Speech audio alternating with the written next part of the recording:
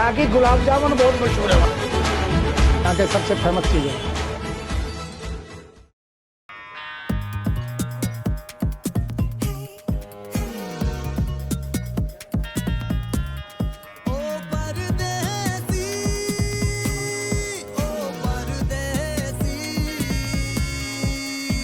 मीठा सा चढ़ा है बुखार, रे मैं थारा परदेसी, ओ परदेसी, ओ परदेसी।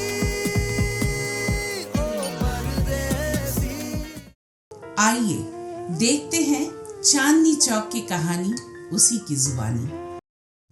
दिल्ली का दिल चांदनी चौक एक ऐसी जगह जो सिर्फ एक बाजार नहीं बल्कि इतिहास का एक जीता जागता दस्तावेज है। यहाँ की गलियाँ कहानियाँ सुनाती हैं, हर मोहल्ला एक कहानी सुनाता है और हर कोना एक नया एहसास जगाता है। चांदनी चौक में पारी लगता तेदली बाग ढह गया, गरीब आदमी कमाता है खाता है, तो इसमें 400-500 रुपया कमा लेता है, खा लेता है गरीब आदमी। आगे विकास नहीं हो रहा है, गरीब आदमी का विकास नहीं हो रहा है। गरीब आदमी पैदल चला के मेहनत करके शाम में रोटी मिल जाता है, वह बहुत। शीशगंज के दरबार में की हुई अरदास, गालिब की हवेली में गूंजती है रूह की हवा, नई सड़क पर लहंगों का रंगीला एहसास, दरीबा कला की चांदी में बसी है इतिहास की आस। इस हवेली में गालिब ने अपने आखिरी दिन गुजारे, आखिरी 9 साल ज़िंदगी के गालिब ने यहीं गुजारे। 1860 से लेके 1869 तक गालिब यहीं रहे। 15 फरवरी 1869 को यहीं उनकी डेथ हुई और निज़ामुद्दीन में उनका मज़ार बना। लेकिन क्योंकि गालिब की अपनी हवेली नहीं थी, ये हकीम जी की हवेली थी, उन्होंने रहने के लिए गालिब को दी थी, इसलिए गालिब के गुजरने के बाद उन्होंने इस हवेली को बेच दिया था। तो यहाँ पे भी सब कारखाने, लकड़ी की टाल, कोयले का काम हो रहा था। 1988 में जब सीरियल आया मिर्ज़ा गालिब गुलजार साहब का, उसके बाद फिर 1996 में गुलजार साहब ने सरकार के साथ मिलकर इसको खाली कराया। तो ये खाली 2 हिस्से हुए। 2 हिस्सों का मतलब है हवेली का सिर्फ 25 या 30% हिस्सा है जो खाली करा के म्यूजियम बनाया। मेरा नाम राजकुमार है और हम लोग लहंगे के मैन्युफैक्चरर्स हैं। हर रेंज के अंदर हम लहंगा बनाते हैं, होलसेल और रिटेल दोनों में करते हैं। हमारी शॉप का नाम ब्राइट्स यूनिवर्स है।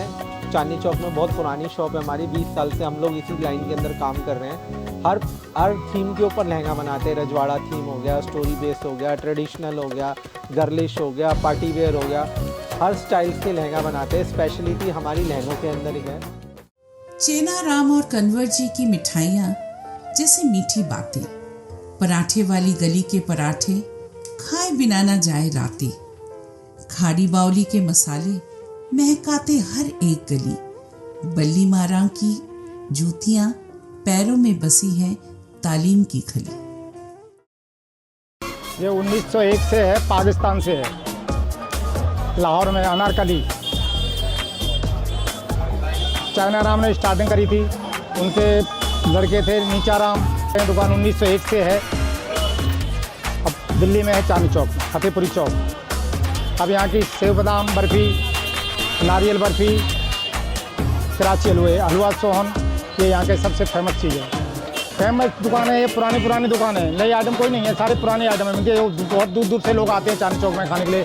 यहाँ ज्ञानी फलूदे वाला है, जलेबी वाला है। ये दुकान चांदनी चौक में है, कंवरजी भागीरथी के नाम से। कम से 170 साल पुरानी दुकान है। यहाँ की सोन हलवा, दाल भीजी, लच्छा, गुलाब जामुन ये बहुत मशहूर है यहाँ का। और ये 5वीं जनरेशन चला रही है, 5वीं पीढ़ी है। ये दुकान बहुत पुरानी है। तो यहाँ समोसे, कचौरी 4 दिन खराब नहीं होते। ये दाल भीजी, आलू का लच्छा बहुत फेमस आइटम है। मेरा नाम नीरज शर्मा है। मैं पंडित बाबूराम देवी दयाल गली पराठे वाली के अंदर मेरी शॉप है। I am owner of the shop. और ये जो पराठे का जो ट्रेडिशन है, हमारा फादर के पिताजी, हमारे दादाजी के फादर ने शुरू करा था काम। हम लोग एक्चुअली वैसे तो चंबल विभाग से, आपने सुना होगा चंबल भिंड मुरैना, शायद सुना होगा शायद आपने। तो वहाँ का ही सारा ट्रेडिशन है जो यहाँ पे हम चांदनी चौक में हमारे फादर लेके आए थे यहाँ पे। तो जब से वो ट्रेडिशन चल रहा है, आज भी वो ट्रेडिशन चली रहा है। चूड़ियों की खनक और झुमकों की छनक, दिल्ली की गलियां जैसे एक पुरानी यादों का खजाना बार बार, हर मोड़ पे एक जादू, हर गली में है छुपा राज। चांदनी चौक की सर्दी, गर्मी और हर आवाज में साज। हमारे ये ब्रांड 1823 से है, बाबू चूड़ी वाला चांदनी चौक, और मैं अपने काम से 7th जनरेशन हूँ। और हमने ये काफ़ी साल बाद इसको रेनोवेट कराया अपने स्टोर को, और हम सबसे पुराने हैं बैंगल्स के काम में। और जो बैंगल्स हमारे पास मिलती हैं वो हमारे ही स्टोर्स पे मिलती हैं, हमारे और भी स्टोर्स हैं, लेकिन जो चीज़ हमारे पास मिलती है वो हर जगह आपको नहीं आसानी से अवेलेबल होगी। हम खुद की मैन्युफैक्चरिंग करते हैं, अलग अलग चीज़ें बनाते हैं, और हमारी स्पेशलिटी है बैंगल्स की। चांदनी चौक की गलियां अजनबी नहीं, ये रास्ते, ये खुशबू हर दिल में समाई हुई है। यहाँ हर एक पल अपनी कहानी सुनाता है, जहाँ इतिहास, संस्कृति, स्वाद और मोहब्बत सब कुछ दोहराता है।